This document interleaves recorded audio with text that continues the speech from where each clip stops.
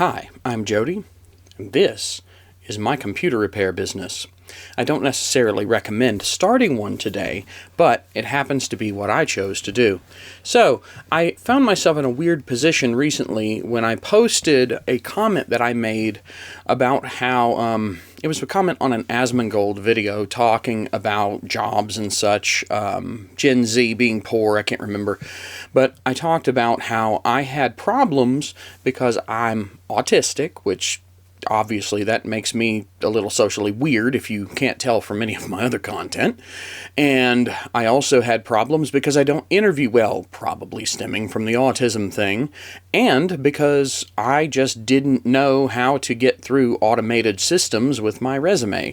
See, the problem is that no matter how good of a job you do, if you're truthful on your resumes, automated candidate tracking systems will probably just sort of kick you out.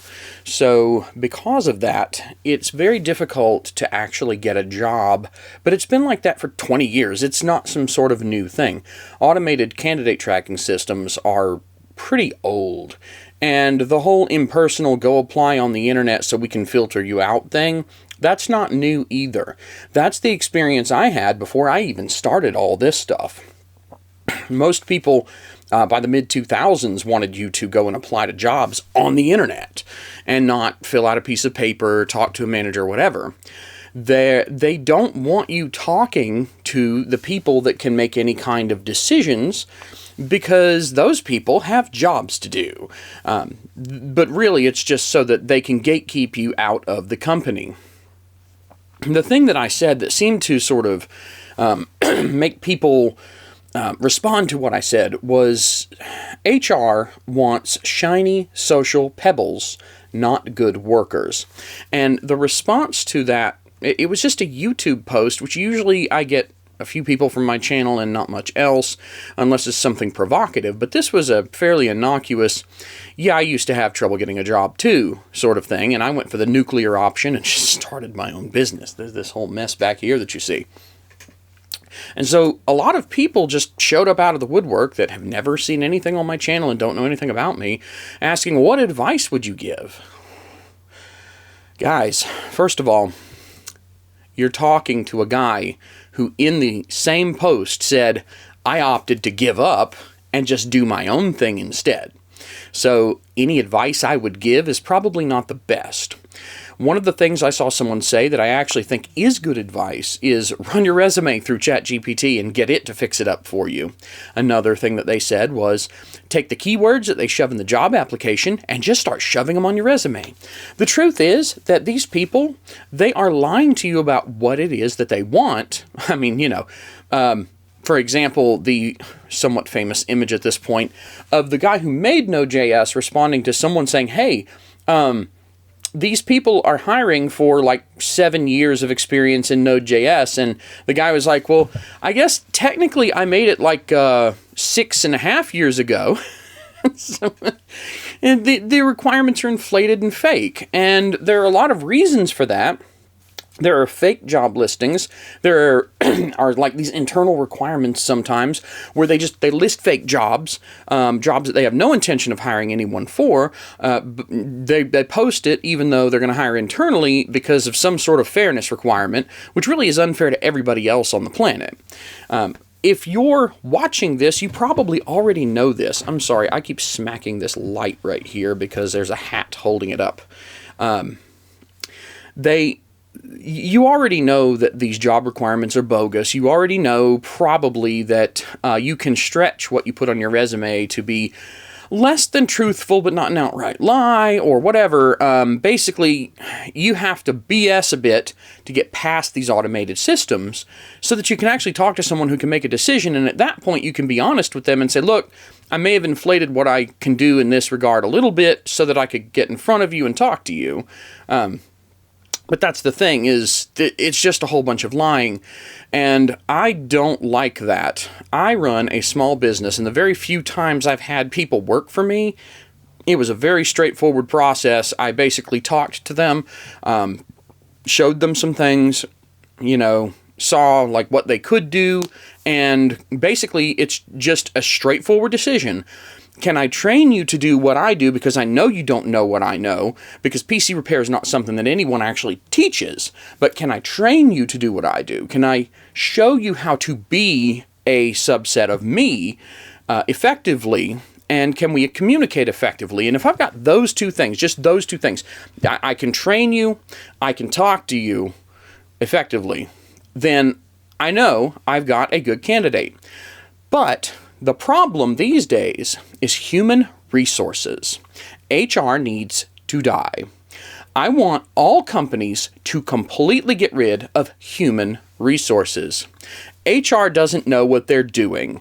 They are a detriment to most companies because, yes, I've heard all this stuff about, oh, HR's job is to protect the company against you, but that's not quite the truth. HR's job is to keep HR employed. They may nominally be there to protect the company, or they may nominally be there to screen applicants or whatever, but ultimately, what we have found through no shortage of stories on the internet about HR is that HR exists not to protect the company, not to protect the worker, not to find good candidates, none of that stuff. They exist to justify their own existence. HR tends to create a lot of the problems that they then offer the solution to. HR is no different in most cases from race grifters, or any grifter really. HR is a grift. And that's all there is to it. HR is a cancer in the corporate world. HR makes sure that me, guy who doesn't interview well but is damn good at the things that I do and can learn faster than any normie, doesn't get to talk to the hiring manager because I'm not up to their social snuff. See, I need to be a combination of socially likable so that they like me and socially subservient to them so they can control me. If I don't fall into those two categories, then I'm not acceptable.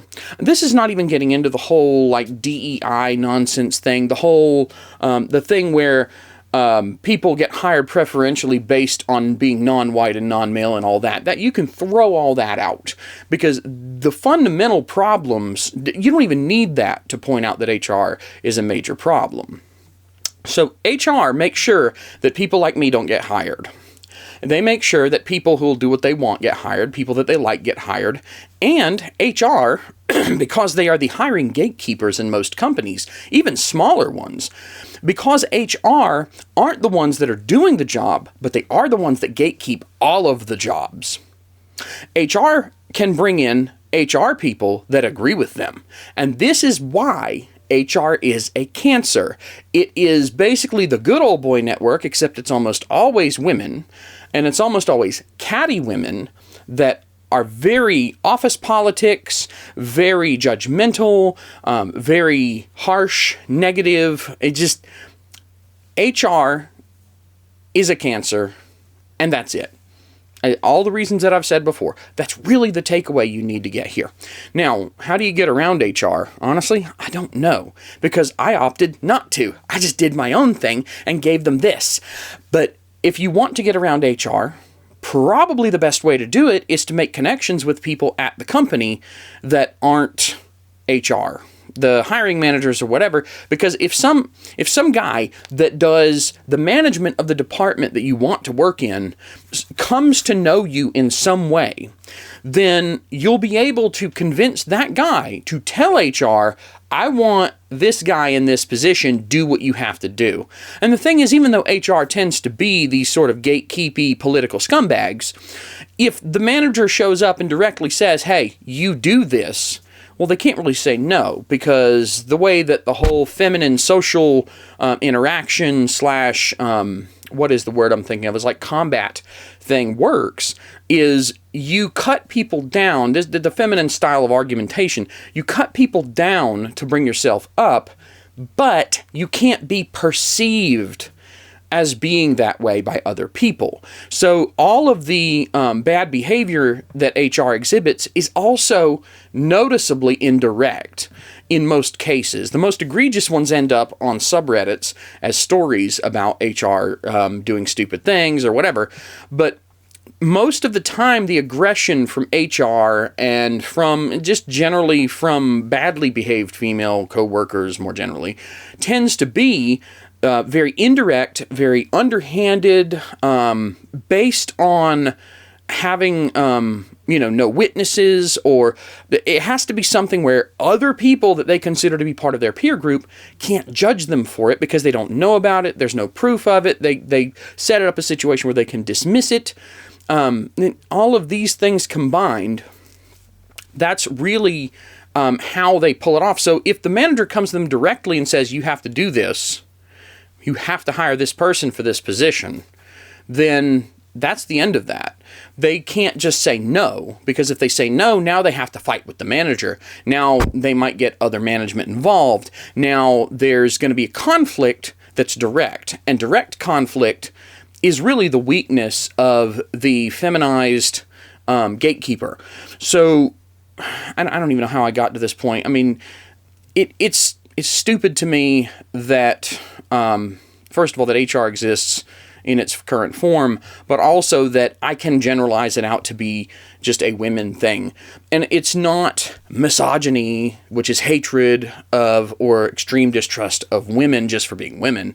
It is the nature of things. You don't look at the bear that mauled the hiker and say, well, the bear, that what the bear did was immoral. It is just the nature of things, much like, it's the nature of men to be aggressive and competitive. You don't look at men and just say, well, that's bad, except we do now, which is stupid.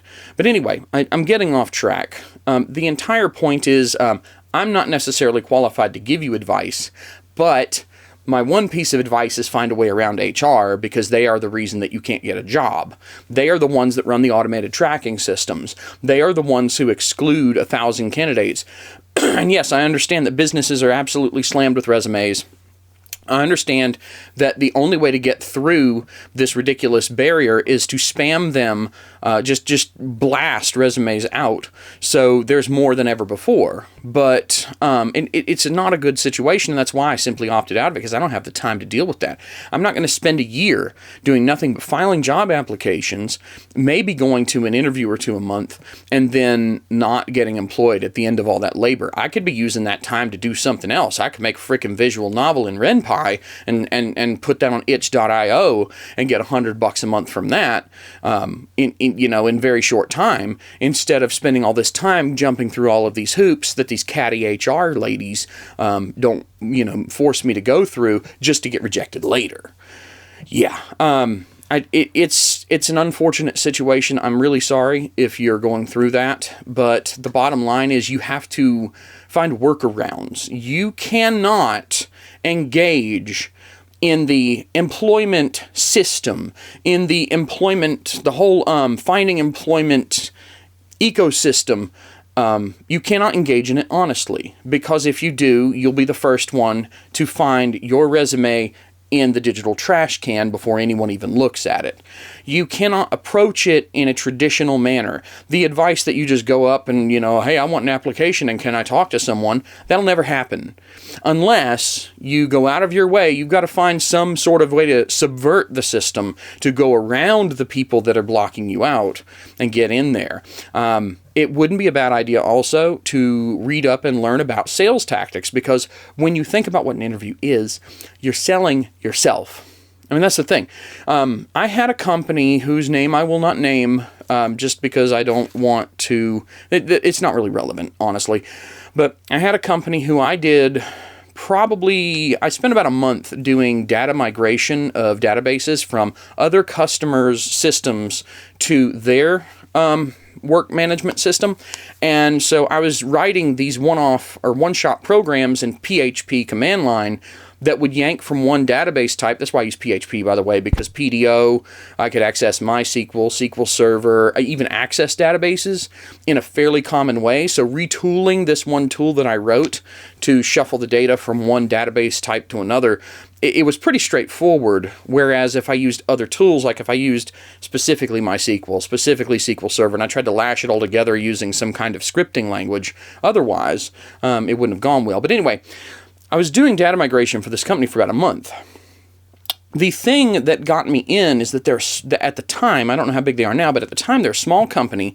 I mean, I literally could walk 10 feet and talk to the guy that the VP of customer service that was overseeing what I was doing, the guy who the CEO of the company, the president of the company, everybody was all in this fairly small space that frankly is about maybe a half the size of the entire building I'm in. It was not a big place. They were seeking venture capital funding at the time that I went in there, but it was a small company.